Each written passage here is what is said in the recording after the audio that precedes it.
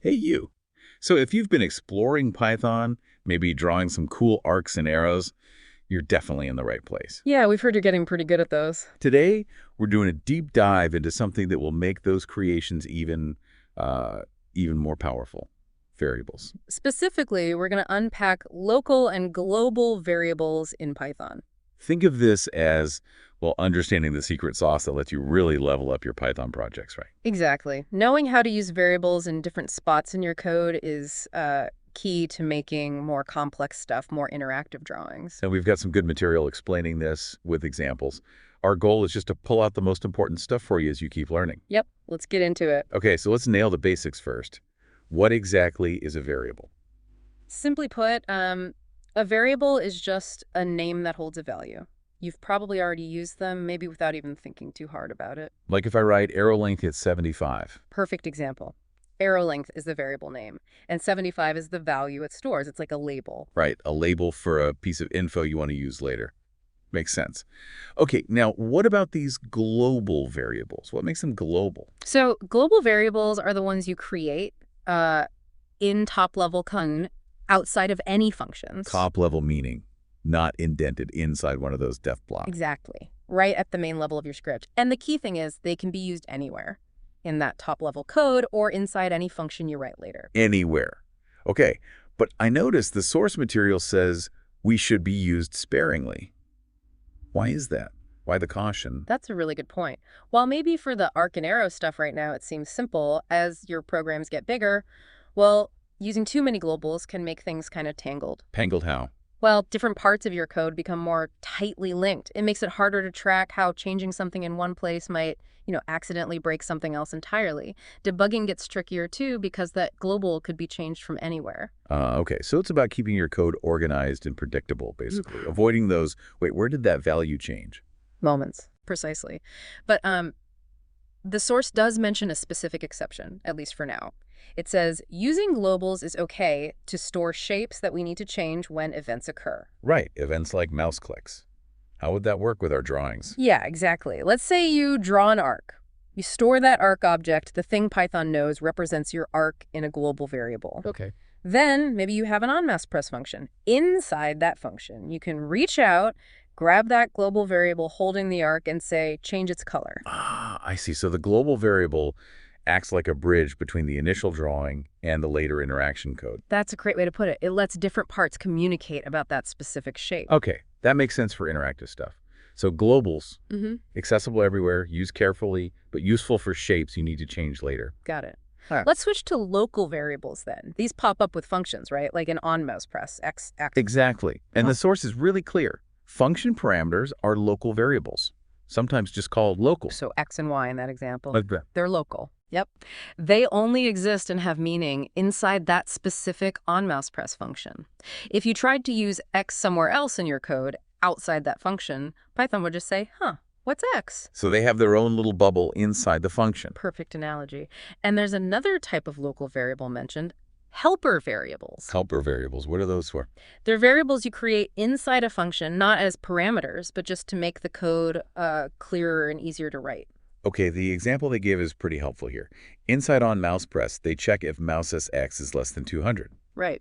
If it is, they set a variable color equals gold, otherwise color navy.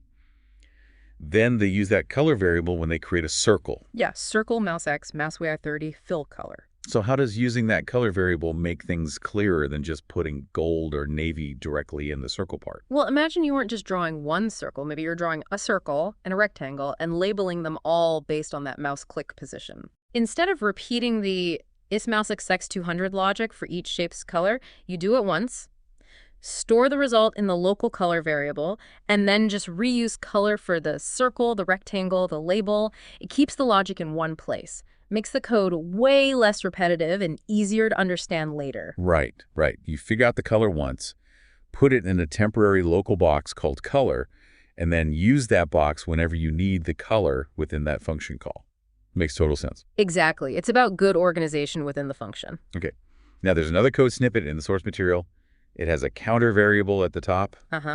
Defined outside any function. And then the onMousePress function again, with mouse x, mouse y, and that local color variable we just talked about. Can we quickly label which is which, global versus local? Sure. The counter, because it's outside any def, that's our global A variable. local counter. Got it. Then inside on mouse press, you have mouse X and mouse Y. They're parameters passed into the function. So they're local variables, Yeah. specifically parameters. Exactly. Yep. And that color variable created inside the function to help out. That's also local, a helper variable. You got it. Mouse X and mouse Y bring info in from the mouse click. Color helps organize things inside, and counter lives outside globally. Perfect. Okay, so the source wraps this up with some clear rules. We should probably go over those. Definitely. Good rules of thumb. Rule 1, use globals as little as possible. We talked about that helps avoid tangles. Right. Keep things manageable. Rule 2, for now, we will only use globals to store shapes that we need to change when events occur. That's our interactive element rule. Yep.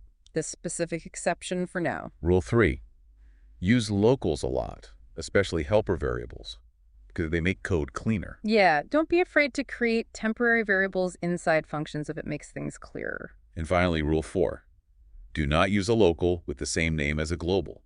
Why is that one so important? Oh, that can be super confusing. If you have a global variable called, say, size, and then inside a function you create a new local variable also called size, well, inside that function, size will refer to the local one. It hides the global one. It effectively hides the global one within that function. This can lead to really subtle bugs where you think you're changing the global value, but you're actually just changing the temporary local one. It's best practice to just use different names to avoid that headache entirely. Okay, yeah, it sounds like a good way to prevent future debugging nightmares. Avoid name clashes between locals and globals. Definitely. So let's quickly recap. Local variables, live inside functions. That includes parameters coming in and helper variables created inside. Use them a lot. Keep things contained. Global variables, live outside functions, accessible everywhere. Use them sparingly, mainly for things like shapes you need to change based on events. That's the core idea. Favor locals for clarity and organization. Right. So now that everyone listening has a better handle on local versus global, here's something to think about with your arc and arrow projects. Yeah, let's connect it back. Could you, for instance, use a local variable inside a function that draws an arc, maybe to control its size or color based on where the user clicked? Or, thinking globally, could you use a global variable, maybe that counter idea, to keep track of how many arrows have been drawn on the screen altogether? Exactly. Thinking about where your data needs to live just temporarily inside a function or persistently across the whole program is a huge part of coding. It really is. Understanding variable scope, local versus global, it's a fundamental step. It makes you a more powerful Python programmer. So keep experimenting. See how you can use locals and globals effectively to bring your creative coding ideas, your arcs and arrows, and whatever comes next to life. Absolutely. Keep coding. Thanks for diving into this with us today.